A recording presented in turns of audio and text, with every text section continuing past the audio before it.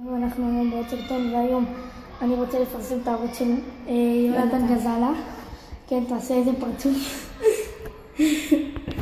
אז בקיצור, תנו לייק וסאב. תעשו לייק וסאב. כי זה ערוץ קצת שזה רק התחיל לעלות פחות סרטונים, ואני כל פעם עושה לו דברים.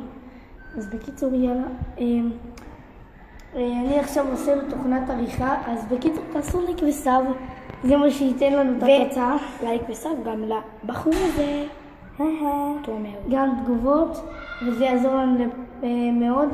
רגע, יאללה. ובתגובות תכתבו איזה ארנה אתם, ולפי זה נעלה נגיד סרטונים של ארנה 1, 2, וגם על זה נגיד לכם אתם רוצים להגיד סרטונים על אוברבורד כמו שהבטחתי לכם, אז אני אראה לכם גם אולי תכף על מישהו של האוברבורד.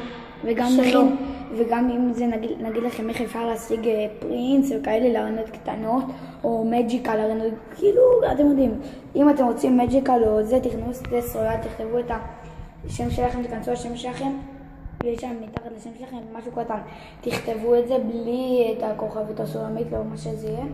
אחרי זה תחפשו פליי, זה יראה לכם כמה תיבות, תרדו קצת למטה, אחרי זה תראו כמה תיבות יהיה לכם כמו לג'נדרי צ'ס, תכתבו הבא, ואז תכנסו לזה.